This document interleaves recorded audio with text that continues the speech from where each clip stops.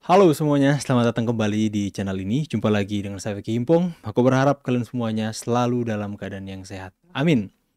Ya, teman-teman, kemarin kita membahas soal Kejagung yang melakukan pengusutan terhadap aliran dana dari Marcella untuk para buzzer, orang-orang tertentu, dan LSM-LSM.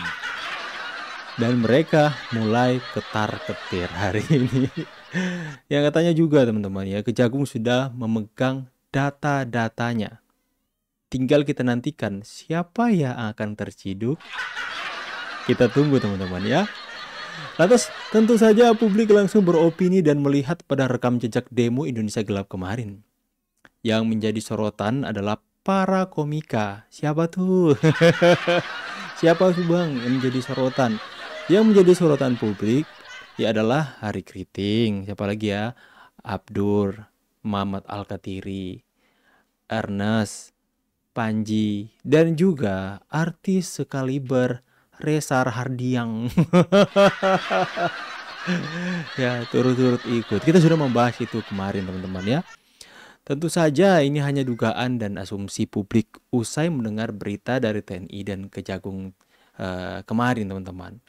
Belum ada bukti yang mengatakan bahwa mereka terlibat. Belum loh ya teman-teman ya. Makanya kita harus benar-benar objektif dulu. Siapa tahu enggak, tapi siapa tahu juga iya. Ya, jadi belum ada sama sekali bukti yang mengatakan bahwa mereka terlibat. Cuman mereka dikait-kaitkan sama publik, sama masyarakat karena mereka paling menyolok yang kemudian seperti serentak mengeluarkan suara mereka masing-masing dalam demo Indonesia Gelap. Tapi memang pada waktu kemarin itu banyak juga ya berasumsi seperti ya, tapi kalau memang amit-amit ya kalau terbukti ya teman-teman ya, itu bakalan sangat memalukan dan bakal menghancurkan karir mereka. Apalagi si Arnas teman-teman yang membangun narasi kalau influencer yang tidak sependapat dengan Indonesia Gelap dan post tentang itu adalah buzzer Prabowo Gibran. Kalau kalian nggak percaya, coba kita sama-sama lihat videonya teman-teman. Ini dia. Teruntuk para public figure, Ini sempat viral influencer, kemarin ya. selebriti, semua yang mendapatkan imbalan untuk mendukung pasangan 02 di Pilpres kemarin. Gue cuma mau nanya satu hal. Kontrak kalian udah habis apa belum? Kalau misalnya kontraknya udah habis, ya bisa kali tipis-tipis ya kan, repost, retweet. Ini kan keadaan lagi genting nih. Kecuali misalnya lo masuk ke parpolnya sekalian, masuk kabinet atau masuk ke legislatif, ya udahlah ya, do your thing lah. Tapi buat teman-teman yang tidak dan kemarin memang melakukannya untuk transaksional aja, ya transaksional aja ya nggak sih. Yang kemarin kan udah lewat. Kan politik itu dasarnya kepentingan, bukan kesetiakawanan gitu. Gue rasa mereka juga nggak akan loyal sama kalian sih. Jadi kalau misalnya sekarang ngerasa nggak nyangka gue pikir yang paling memalukan, amit-amit teman-teman ya. Yang paling memalukan kalau itu terbukti mereka menerima aliran dana itu, kalau misalnya ada nama Ernest ini misalnya teman-teman ya, ada nama Ernest, karena rekam jejak ini nggak akan hilang.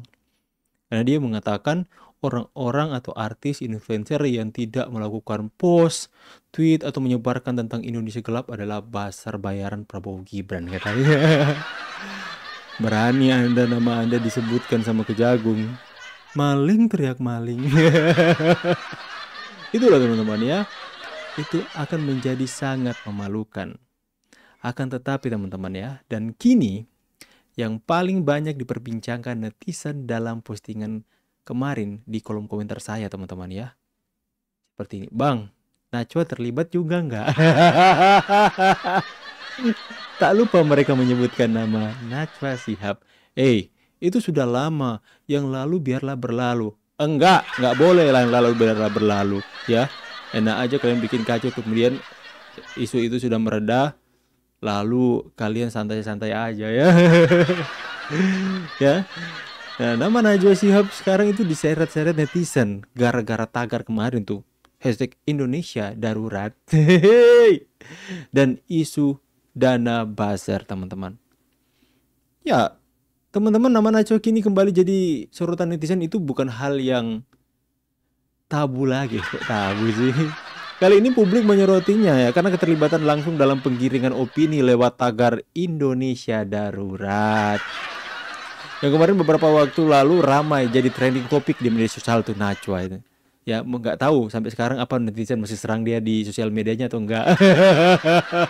Barbar memang netizen ya. Karena tagar itu terlihat seolah-olah menjadi simbol perlawanan rakyat, seolah-olah loh ya. Padahal di belakangnya itu menyisakan banyak pertanyaan besar.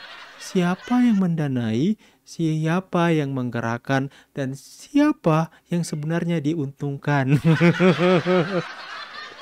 Apalagi sekarang ya, dengan bos buzzer yang sudah mengakui perbuatannya dan Kejagung sudah mempunyai data-data buzzer orang tertentu dan LSM yang terlibat. Kalian, aku kepengen deh rasanya putar video dari Pak TNI kita kemarin yang menyampaikan hal itu. Coba kita lihat sama-sama. Petisi RUU TNI, siapa saja yang terlibat hasil pendalaman dari Kejaksaan Agung ini, dari Marcel Santoso ini. Dan memang sudah ada beberapa data yang nanti perlu ditindaklanjuti lagi oleh Kejaksaan Agung dalam penyidikan lebih lanjut. Adanya aliran dana pada buzzer, ya. Kemudian dana pada LSM tertentu, kepada yayasan dan orang-orang tertentu.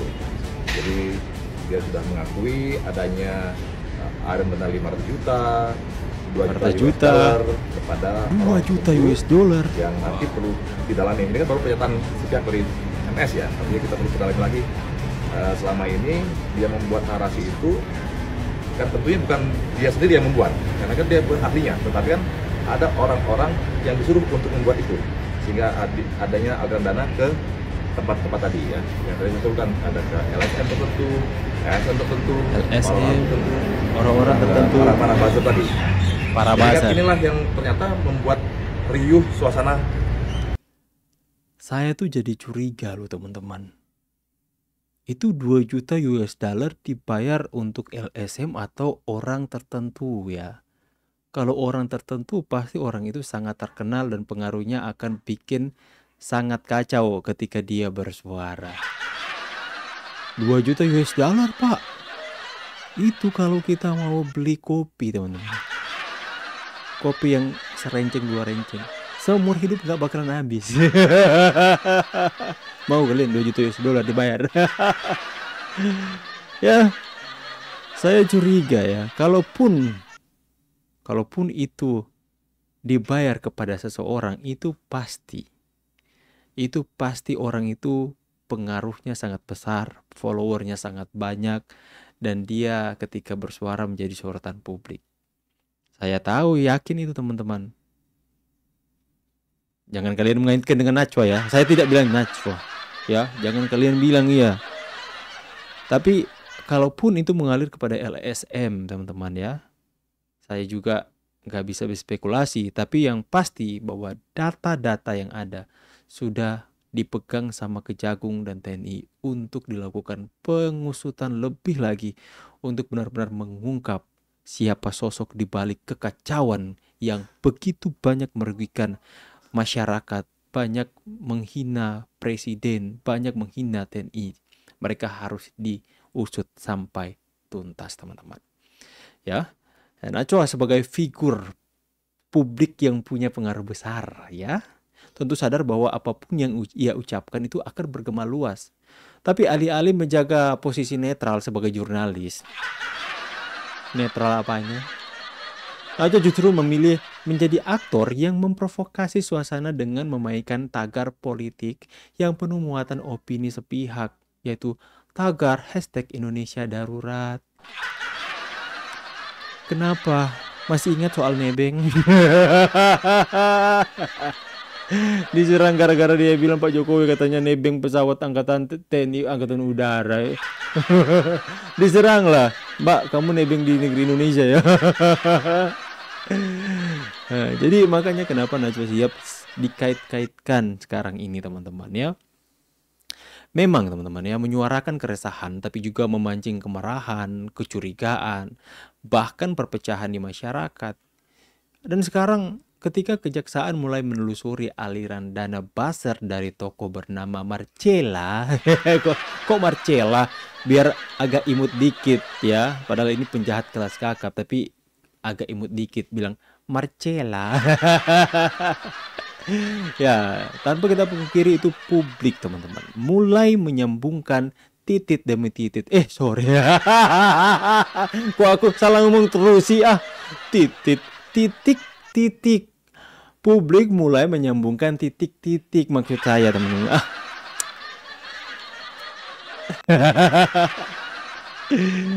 Supaya nggak tegang ya kita bahas ini. Kita bawa kemas dalam sedikit canda tawa. Yang menjadi pertanyaan saya teman-teman, apakah tagar yang digelorakan Najwa kemarin itu sebagian dari skenario besar? Apakah ada sponsor di balik gerakan moral yang diklaim murni itu? Pertanyaan-pertanyaan itu wajar muncul ya. Ya, mereka mengklaim itu adalah sebuah gerakan moral ya. Tapi pertanyaan-pertanyaan yang kini hadir itu wajar muncul karena terlalu banyak kejanggalan-kejanggalan. Nah, di sisi lain, para artis dan tokoh publik yang ikut-ikutan mendukung tagar itu kini mulai gelisah. Mereka khawatir teman-teman ditelusuri keterkaitannya dengan jaringan bajer-bajer bajaran. Panik gak? Panik gak? Panik loh, masa enggak? Dan ya seperti yang saya katakan di awal teman-teman, nama Najwa ada di garis terdepan sekarang. Tapi saya mau tegaskan itu bukan serta-merta mengatakan bahwa dia terlibat. Itu hanya asumsi dan pertanyaan publik saja di kolom komentar kemarin. Banyak kali, Bang, Najwa gimana? Apa kabar Najwa? Ya, terlibat nggak? Hashtag Indonesia Darurat, abang masih ingat nggak? Emang netizen ini ya, mudah mengampuni tapi sulit melupakan. Aduh ya. Ya karena memang kenapa Najwa itu dikait-kaitkan dengan hal yang lagi viral hari ini? Karena dialah yang pertama menyuarakan darurat. Langsung disambut hangat oleh para influencer itu. Yang sekarang mulai panik ya teman-teman ya. Narasi yang memperkeruh kondisi bangsa. Ya seperti itu ya. Dan kalian perlu tahu sebagian netizen itu bahkan menilai itu Najwa sedang memainkan peran ganda. Ngeri kali ini netizen ini ya. Gak apa-apa peran ganda, yang penting jangan berkepribadian ganda. Aduh ya. Di satu sisi mengaku jurnalis independen, tapi di sisi lain terjun langsung mengobarkan kampanye politis dengan bahasa kerakyatan yang penuh emosi. Ya, wajar jika kini muncul gelombang balik. Ya, publik, masyarakat, netizen bertanya apakah Najwa benar-benar peduli dengan rakyat atau sekedar memanfaatkan momentum untuk mengamankan posisi dan nama besarnya.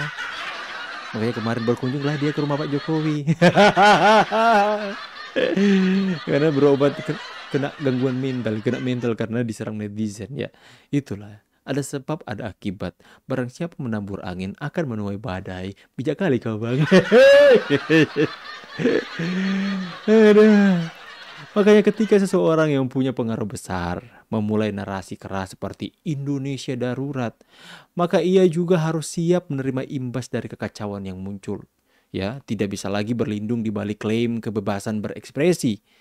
Jika ternyata itu gerakan itu disusupi kepentingan politik atau bahkan money. Kalau orang Manado bilang doi. Di tempat lain duit, uang, apa lagi bahasanya ya? Bahasa coba kalian ditulis di kolom komentar.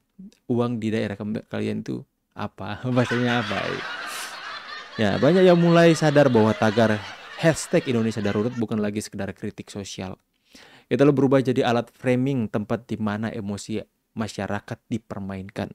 Dan para buzzer bekerja di balik layar membentuk persepsi publik. Nah, Najwa suka atau tidak suka ikut bertanggung jawab atas atmosfer panas yang ditimbulkan kemarin soal hashtag Indonesia Darurat. Makanya kenapa sekarang teman-teman ya, banyak netizen yang mengkait-kaitkan ini. Banyak yang bertanya, Najwa apa kabar? Ya kalau memang tagar itu murni lahir dari keresahan, seharusnya Najwa dan para pengusungnya juga berani membuka siapa yang membiayai, siapa yang mendukung, dan siapa yang merancang narasi besar itu. Tapi sekarang yang ada justru diam seribu bahasa. Bahkan ketika kejaksaan mulai mengendus jaringan buzzer, tak ada satupun klarifikasi tegas dari mereka yang sebelumnya paling vokal. Ini bukan lagi soal keberanian berbicara, teman-teman. Kalian harus tahu ya. Ini soal konsekuensi moral dan tanggung jawab etis dari mereka yang memanfaatkan kekecewaan rakyat sebagai panggung pribadi. Jangan sampai gerakan moral berubah menjadi panggung kepalsuan yang dikemas dalam bentuk tagar dan kampanye viral. Keren kali kok bang. Ya jadi kita sometimes ya. Kadang-kadang kita harus serius. Kadang-kadang juga kita harus bawa dengan atau kemas berita dengan santai. Karena bahasa yang ringan dan menghibur itu akan membuat netizen kita itu senyum-senyum di rumah. Ayo ngaku, kalian senyum-senyum nggak nonton video saya? Gimana kalian ini? Gimana keberjirimun itu? Ya, oke lah teman-teman ya. Saya berharap ini bisa memberikan opini. Saya mau disclaimer dulu bahwa ini adalah asumsi saya atas setiap perkembangan berita-berita yang terjadi yang saya lihat dalam pertanyaan-pertanyaan netizen saya di kolom komentar soal uploadan video yang saya upload kemarin. Itulah hal yang bisa saya sampaikan hari ini, yang dimana itu adalah asumsi. Nama-nama yang saya sebutkan tadi tidak terbukti atau belum terbukti melakukan apa yang disangkakan oleh netizen bahwa mereka dibayar atau apa. Belum terbukti. Kalaupun nanti ada penyampaian berikut, itu bukan dari saya, tapi itu dari Kejagung yang akan menyampaikan, teman-teman. Hanya masyarakat berasumsi, saya pun berasumsi. Jangan-jangan mereka melakukan tindakan atau menyampaikan suara secara serentak. Jangan-jangan dikoordinir oleh bos buzzer. Jangan-jangan. Saya Vicky mau pamit. See you on the next video and God bless. Bye guys.